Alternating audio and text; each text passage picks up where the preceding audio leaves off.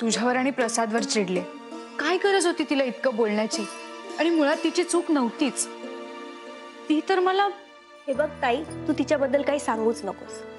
आणि तिला कोणीतरी काहीतरी बोलणं हे खूप महत्त्वाचं होतं। आणि प्रसाद तिचा मोठा भाऊ आहे ना, बोलला 2 शब्द तर तिला एवढं लगेच इन्सल्टिंग वगैरे वाटून घ्यायची अजिबात गरज नव्हती। याच्यात त्या मुलाचा पत्ता लिहिलाय, फोन नंबर आणि सगळे डिटेल्स आहेत। त्याच्याशी नीट बोलून घ्या, नीट माहिती काढा त्याची। हो काका, तुम्ही टेन्शनच घेऊ नका। वृंदा आहे ना, ती त्या मुलाची व्यवस्थित चौकशी करेल। चला, मी तुम्हाला एसटी स्टँड पर्यंत सोडून येतो। हो अगं हे दे माझ्याकडे दे, हे दे। हा, आलो, चल या येतो। काल का ग वेड्यासारखी वागलीस? चंदना ताईला ढकललंस ना काल? उद्धटपणे बोललीस तिच्याशी। अजिबात घाबरू नका, किती गोड दिसताय। एकदम गोलू गोलू दिसताय। चला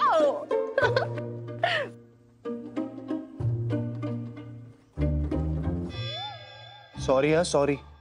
तुझा काहीच दोष नाहीये। तुझ्या अख्ख्या फॅमिलीचा वरचा मजला सटकलेला आहे। कसं दिसतंय माकडासारखं टाय वगैरे? दादा करी जा। हो बाबा, मीच त्यांना आवरून आणलं इथे दुकानात बसण्यासाठी।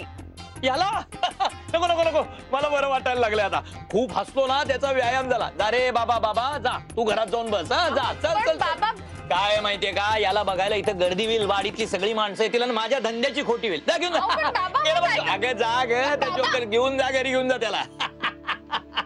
Joker joker. वृंदा म्हणाली त्या मुलाची आई त्या मुलाला घेऊन येणार आहे संध्याकाळी रूम वरती। हो का? नाही, हे स्थळ मात्र चांगलं निघायला हवं बाबा। म्हणजे चंदनाचा संसार सुद्धा अगदी सुखाने सुरू होईल, प्रसाद आणि वृंदासारखा। होणार होणार, नक्की होणार, बघच तू। पुण्याची मीटिंग खूप चांगली झाली असा फोन केला होता आता। मला तुमच्या धंद्यातल्या गोष्टी ऐकण्याची अजिबात इच्छा नाही। कशी इच्छा असणार? तुझा नवरा, मुलगा आणि नवीन आलेली सून कष्ट करून पैसे कमवून आणतायत घर चालवायला। नुसतं बसून बोलायला काय कष्ट पडणार आहे?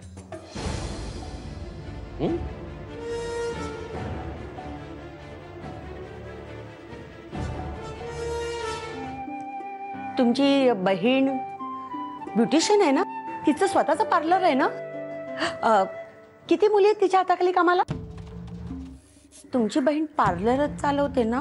हो, ती पार्लरचंच काम करते, पण घरूनच करते। म्हणजे?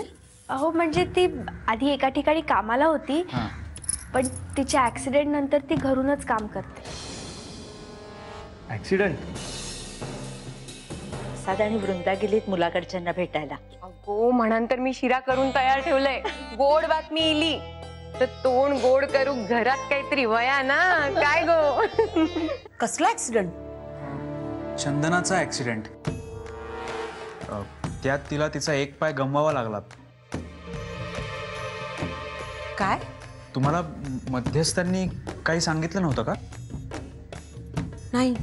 अहो पण बाबांनी त्यांना निक्षून सांगितलं होतं की ताईच्या व्यंगाचं सांगितल्याशिवाय पुढची बोलणी करू नका।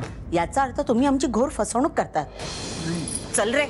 अहो नाही, म्हणजे तुम्हाला तसदी झाली त्याबद्दल आम्ही माफी मागतो। हो। पण तुमची फसवणूक आम्हाला अजिबात करायची नव्हती।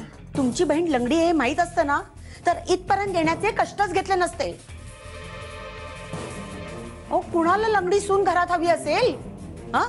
हे बघा, तुमच्या लंगड्या बहिणीसाठी कोणतरी लंगडा मुलगाच बघा।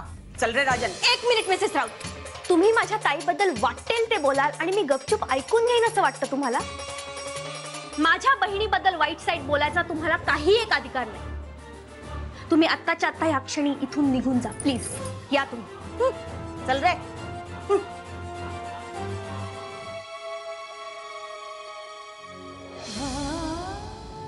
वृंदा शांत हो। प्रसाद कसं बोलत होत्या त्या?